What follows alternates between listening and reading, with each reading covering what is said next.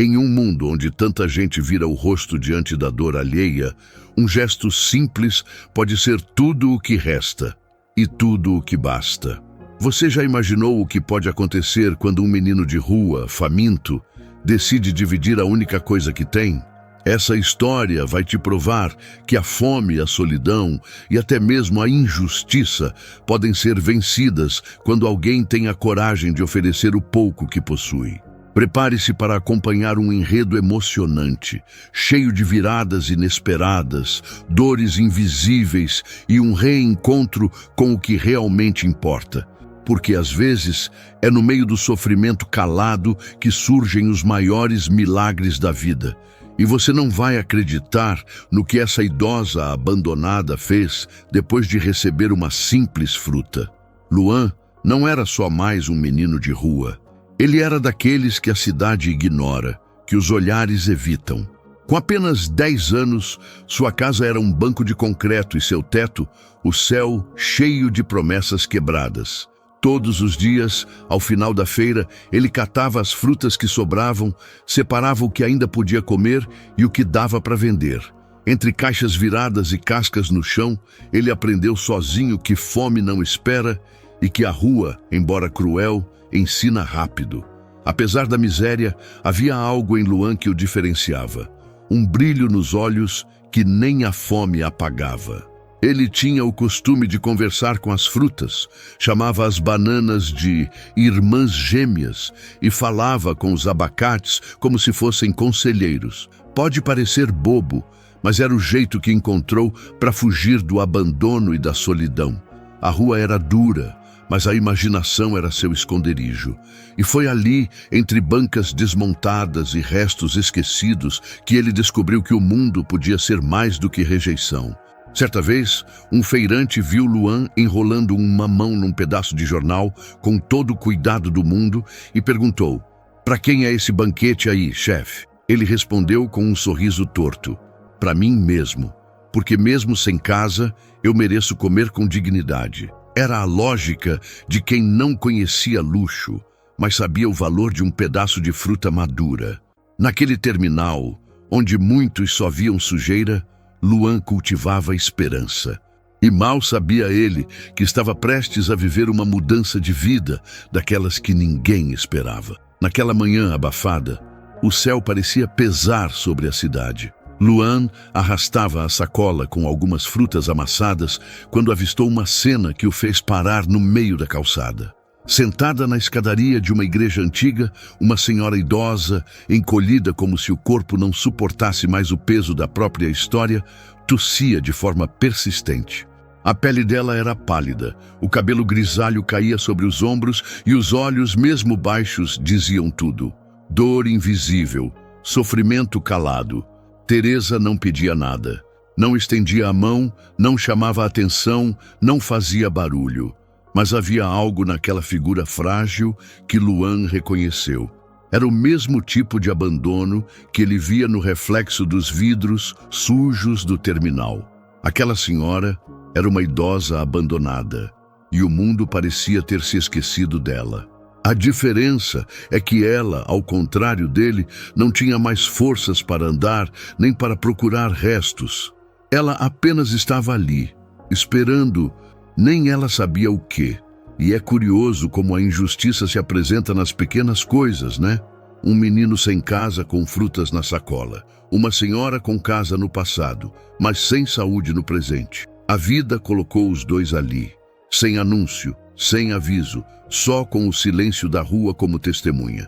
Luan, sem pensar muito, sentou-se a 2 degraus de distância.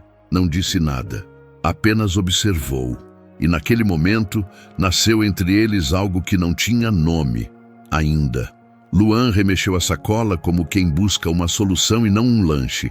Havia só uma laranja, meio amassada, mas ainda doce, a última do dia. Talvez a única coisa que comeria até o próximo amanhecer. Ele olhou para ela, depois para Teresa. O estômago roncava, o corpo doía, mas o coração pesava mais. E foi aí que, com aquele jeitinho meio sem jeito, ele estendeu a fruta com as 2 mãos e disse: "É só o que eu tenho, mas é de coração." Teresa demorou a reagir, como se não acreditasse que um menino de rua, um dos mais vulneráveis entre os invisíveis, estivesse lhe oferecendo tudo o que tinha. Ela pegou a laranja com dedos trêmulos, os olhos marejados. A voz saiu quase como um sopro. Obrigada, meu filho. Ninguém faz isso mais.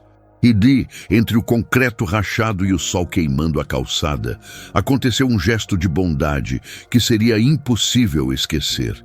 Era pequeno, mas carregava um mundo dentro. É engraçado como o mundo gira, né? Às vezes, quem tem quase nada é quem mais sabe dividir. Luan não sabia, mas aquela laranja era mais do que um lanche. Era uma ponte, um elo entre duas almas quebradas unidas pela fome, sim, mas principalmente pela esperança perdida. A fé inabalável de que ainda havia algo bom por vir. E aquele milagre inesperado, nascido de um ato tão simples, estava só começando. A noite caiu, com aquele silêncio pesado de cidade grande que finge não ver o sofrimento.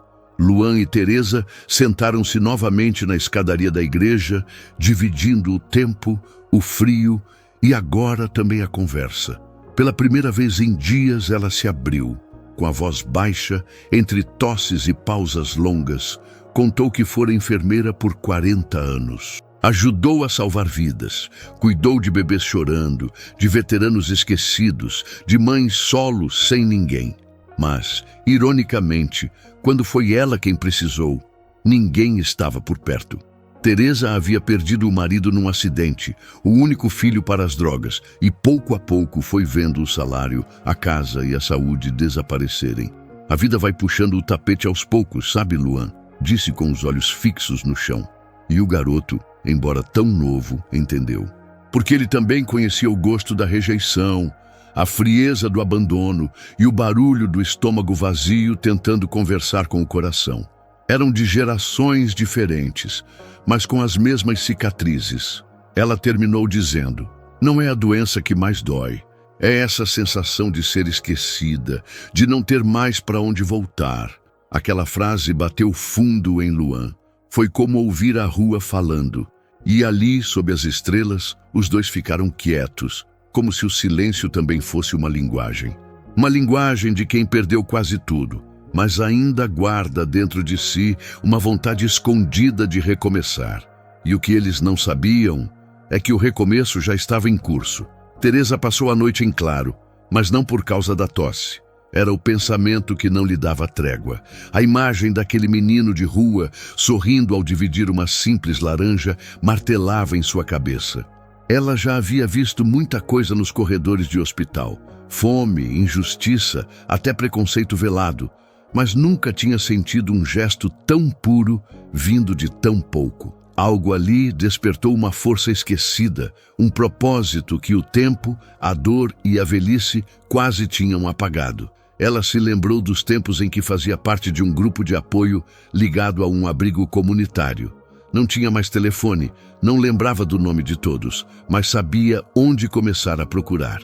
Na manhã seguinte, com as pernas bambas, caminhou até um centro de saúde que ainda funcionava em meio à burocracia e o abandono. Lá, reencontrou uma antiga colega de trabalho que mal a reconheceu. Teresa? Achei que tivesse sumido. A resposta veio firme. Eu quase sumi, mas conheci alguém que me fez querer voltar. Teresa não sabia como, nem até onde conseguiria ir, mas sabia que não podia deixar aquele menino continuar sozinho. Luan tinha algo especial, um brilho que nem a rua conseguia apagar. Ela entendeu que se o mundo não o enxergava, cabia a ela ser os olhos. Porque às vezes é justamente no momento em que a gente pensa que tudo está perdido, que aparece um sinal de Deus. E aquele sinal, naquela semana, atendia por um nome curto e um sorriso largo: Luan. Na semana seguinte, Teresa voltou ao lugar que conhecia bem, o velho asilo comunitário nos fundos do bairro, onde já tinha passado plantões inteiros cuidando de idosos sem família. O portão estava enferrujado, as paredes descascadas, mas a acolhida ainda morava ali. Foi recebida com um abraço apertado por Dona Zuleika, a coordenadora. Faz tempo, hein, Tê? Teresa respirou fundo e disse: preciso de um canto, não só para mim, mas para um garoto especial. E foi ali que tudo começou a mudar de verdade. O lugar era simples, com camas improvisadas e café ralo, mas havia calor humano. Luan chegou desconfiado, acostumado com as ruas, com o lar improvisado de cada noite. Mas quando viu um colchão só para ele e uma toalha dobrada com seu nome escrito à mão, ficou em silêncio. Pela primeira vez em muito tempo, ele não precisou dormir abraçado à sacola de frutas. Dormiu abraçado à esperança, uma sensação que ele nem lembrava mais como era. Você agora tem onde voltar, disse Teresa. Enquanto muitos acham que luxo e miséria são extremos opostos, Luan descobria que o verdadeiro luxo era um lugar com travesseiro, uma porta que fecha e alguém esperando do lado de dentro. O abrigo, ainda que modesto, era o recomeço que ele nunca soube pedir. E no coração daquela mulher, que já tinha visto o mundo desabar, o desejo de fazer ainda mais começava a crescer. Porque quando duas vidas machucadas se encontram, às vezes nasce ali a força de um novo começo. O primeiro caderno de Luan era fino, com folhas amareladas e uma capa azul desbotada. Ele o recebeu com um misto de surpresa e orgulho, como se segurasse um troféu nas mãos. Mal sabia segurar o lápis direito, mas decorava tudo que ouvia. Teresa, mesmo com a respiração ainda curta e os joelhos frágeis, sentava ao lado dele todos os dias e ensinava as primeiras palavras. A, E, I, O, U soavam como música. Era o som de uma mudança de vida que começava a ganhar forma. Teresa também mudava. A mulher antes calada, sem brilho nos olhos, passou a se cuidar de novo. Começou a pentear os cabelos, a usar perfume barato com cheiro de lembrança boa. O simples ato de ensinar, de acompanhar o crescimento de Luan, funcionava como remédio. Ela se olhava no espelho e via uma enfermeira novamente, não por uniforme, mas por missão. O passado já não era um peso, mas uma bagagem. E ali no asilo, ela começava a recuperar algo que parecia ter sumido: a autoestima. A cada nova palavra que Luan aprendia, a conexão entre eles se fortalecia. Era como se Teresa enxergasse nele o filho que a vida levou, e como se Luan visse nela a avó que o abandono lhe negou, uma dupla improvável, forjada pelo acaso e pelo afeto. Enquanto uns ainda os chamavam de invisíveis, ali nas páginas daquele caderno estava sendo escrita uma história de transformação real. E como toda boa história, ainda viria uma virada que você não vai acreditar. Entre leituras e exercícios, Teresa começou a perceber algo que ia além da dedicação de Luan. O menino não apenas aprendia rápido, ele memorizava tudo. Bastava ler um texto uma vez e já recitava de cabeça. Você decorou isso? Ela perguntava, surpresa. Ele respondia com um sorrisinho maroto. Acho que minha cabeça guarda tudo sem pedir permissão. Com o tempo, Teresa entendeu. Luan tinha uma inteligência rara, uma dessas joias escondidas que a rua e a fome quase sepultam. Inspirada por esse talento e pela própria paixão por livros, ela teve uma ideia: montar uma biblioteca, mas diferente. Nada de prateleiras fixas e silêncio absoluto. Queriam levar os livros até quem mais precisava. Idosos solitários, órfãos rejeitados, faxineiras humildes nos intervalos de trabalho e crianças famintas como Luan fora um dia.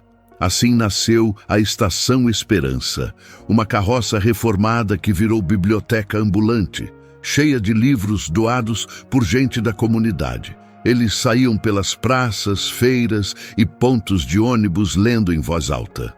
Luan adorava contar histórias de aventura com reis, castelos e dragões, mas fazia questão de dizer no fim: mas o herói mesmo pode ser você. As pessoas paravam, ouviam, se emocionavam. Era mais que leitura, era um sopro de alma no meio da correria. E foi com essa iniciativa simples, nascida de um talento escondido e de um coração generoso, que eles começaram a mudar a realidade de quem vivia esquecido. E o impacto disso estava só começando.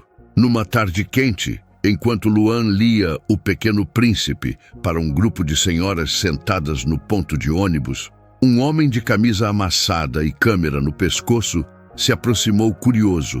Era Cláudio, repórter de um jornalzinho local. Ele ficou ali parado, ouvindo aquele menino de rua declamar como um ator de novela. Quando terminou a leitura, os aplausos foram espontâneos. Cláudio se aproximou e perguntou: "Quem te ensinou isso, garoto?" Luan apontou para Teresa. "Foi ela que me ensinou a ver com os olhos do coração." No dia seguinte, saiu a manchete: "Menino que lê para idosos transforma ponto de ônibus em sala de aula." A matéria viralizou mais do que o próprio jornal esperava. Em poucos dias, a Estação Esperança ganhou seguidores nas redes sociais, doações de livros e até voluntários querendo ajudar.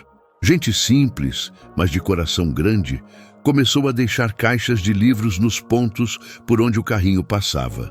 Alguns idosos deixavam bilhetinhos com pedidos. "Luan, lê Drummond para mim amanhã?" Aquilo crescia sem pretensão, mas com alma. A cidade, acostumada a ignorar meninos invisíveis e idosas abandonadas, começava a prestar atenção. O contraste entre o luxo e a miséria ainda era gritante, mas algo ali mudava, um gesto de cada vez. E enquanto a maioria se impressionava com o talento do garoto, poucos sabiam que o que fazia tudo aquilo possível era uma coisa simples e poderosa, alguém que acreditou. E quando alguém acredita em você, o mundo começa a te ouvir também. O que começou com uma carroça e alguns livros doados, agora ganhava forma de movimento. A Estação Esperança deixou de ser apenas uma ideia bonita, virou referência. Escolas passaram a convidar Luan para ler em eventos. Feiras do livro pediam a presença do menino contador de histórias, e até o comércio local começou a apoiar com alimentos e materiais. A comunidade, antes apática, agora se via envolvida num projeto que trazia orgulho para o bairro. Foi então que a surpresa maior chegou por e-mail. Uma ONG internacional que atuava com projetos de educação em regiões carentes entrou em contato. Eles tinham lido sobre o projeto no jornal e ficaram comovidos. "Uma criança ensinando outras crianças. Isso é poderoso demais para ficar preso a uma cidade só", escreveram. A proposta era clara: expandir o modelo da Estação Esperança para outras capitais brasileiras. E mais, queriam Luan e Teresa como embaixadores do projeto. Luan arregalou os olhos quando Teresa lhe contou: "Você quer que eu ensine gente de verdade?" Ele perguntou assustado. Ela sorriu. "Você já faz isso todo dia, meu filho." Era inacreditável. Um menino sem teto, que um dia dividiu uma fruta com uma senhora, agora tinha nas mãos a oportunidade de mudar o destino de centenas de outras vidas. E esse seria só o começo de uma jornada maior do que qualquer um deles jamais sonhou. O tempo passou, mas a essência de Luan permaneceu intacta. O menino que um dia leu histórias em praças e abrigos cresceu, estudou com afinco e agora atendia por professor Luan nas rodas de conversa que organizava pelas periferias. Nada de paletó nem diploma pendurado na parede. Sua autoridade vinha da vivência, da rua, da fome que sentiu e da esperança perdida que soube reencontrar. Ele era o exemplo vivo de que superação é possível, mesmo quando tudo conspira contra. Com o apoio da ONG e o reconhecimento popular, Luan criou o projeto Raízes Vivas, pequenos centros de aprendizado espalhados por regiões esquecidas, onde jovens órfãos rejeitados, pais desesperados, faxineiras humildes e meninas abandonadas pudessem aprender e sonhar. Os espaços eram feitos em prédios abandonados, reformados com a ajuda da comunidade. Lá, livros dividiam espaço com oficinas de arte, rodas de conversa, computadores doados e, claro, histórias. Muitas histórias. Ele costumava dizer: educar não é só ensinar a ler, é lembrar às pessoas que elas valem a pena. Luan tornava-se para outros aquilo que Teresa havia sido para ele, um anjo disfarçado, enviado talvez como parte de um plano divino que Deus usa para reescrever trajetórias. E mesmo diante de tantos desafios, ele continuava com o mesmo brilho no olhar. Afinal, a verdadeira educação nasce do afeto, e isso ele nunca deixou faltar. Teresa agora andava devagar, com a ajuda de uma bengala charmosa que Luan mandou pintar de lilás, sua cor favorita. O rosto ainda trazia as marcas do tempo, mas o olhar voltara a brilhar. A tosse crônica já não a fazia perder noites, e o sorriso fácil virou rotina. Mais do que curada, ela se sentia viva de novo, parte essencial de uma transformação que começara com uma laranja dividida e se tornara um legado de amor e conhecimento. Morava com Luan em uma casinha modesta, mas cheia de vida. Nas paredes, fotos de eventos, bilhetes de agradecimento de crianças e até uma moldura com a manchete antiga do jornal. Menino que lia para idosos muda a cidade com livros. Ela lia aquilo com frequência, como quem relembra um milagre. Sempre dizia: Deus viu tudo, meu filho, viu seu gesto e não deixou que passasse despercebido. Porque no fundo ela sabia. Aquele era um dos milagres da vida. Pequeno aos olhos do mundo, gigante para quem viveu. Nos eventos, ela era conhecida como a avó da Estação Esperança. Todos queriam ouvi-la contar como tudo começou. E ela nunca economizava nas palavras, nem nas lágrimas. Falava de sofrimento calado, de dor invisível, mas também de recomeço, de fé inabalável e da ajuda inesperada que a vida às vezes manda no formato mais improvável. Teresa sabia que tinha apostado tudo naquele menino. E naquele silêncio cheio de significado, a aposta havia se transformado em missão cumprida. O que um dia foi um espaço esquecido, cheio de rachaduras e silêncios, agora renascia como símbolo de transformação. A antiga estação ferroviária, onde Luan às vezes dormia escondido entre bancos e caixas, estava reformada. Virara o Centro Cultural Estação Esperança, nome escolhido pela comunidade. Na entrada, uma placa com a frase: "Aqui começou um gesto que mudou vidas." Era o ponto final, mais improvável, para a jornada de um menino de rua. No dia da reinauguração, as bandeirinhas coloridas tremulavam como se celebrassem uma vitória coletiva.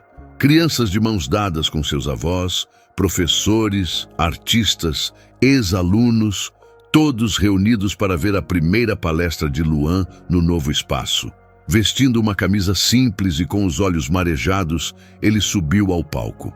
Ao lado do púlpito, sentada na primeira fila, estava Teresa, com vestido florido, bengala lilás e um sorriso que poderia iluminar a cidade inteira. Luan começou dizendo: "Eu não vim aqui contar minha história. Vim agradecer por terem acreditado nela." Fez uma pausa e olhou para Teresa. "Tudo começou quando alguém dividiu comigo o que tinha de mais precioso: tempo, atenção e fé." Aplausos ecoaram. Não era um fim, era o começo de algo maior. O lugar onde antes passavam trens que iam embora, agora recebia vidas que queriam ficar, crescer e recomeçar. E tudo isso por causa de um gesto que parecia pequeno, mas o final vai te emocionar. Quantas vezes a gente passa por alguém na rua e desvia o olhar? Quantas histórias como a de Luan e Teresa ficam invisíveis, simplesmente porque ninguém se dispõe a ouvir. Talvez o que mais falte no mundo não seja dinheiro, mas gestos, simples, reais. Porque o que parece pequeno, como dividir uma fruta, pode acender uma chama que transforma vidas. E você, o que está esperando para ser esse ponto de luz na vida de alguém? Já pensou no impacto que um gesto seu pode causar? Comenta aqui embaixo. Qual foi o maior ato de generosidade que você já presenciou ou viveu? Vamos espalhar essas histórias como sementes de esperança. Se essa história tocou seu coração, inscreva-se no canal, ative o sininho para não perder nenhuma nova história e compartilhe esse vídeo com alguém que precisa acreditar novamente no ser humano.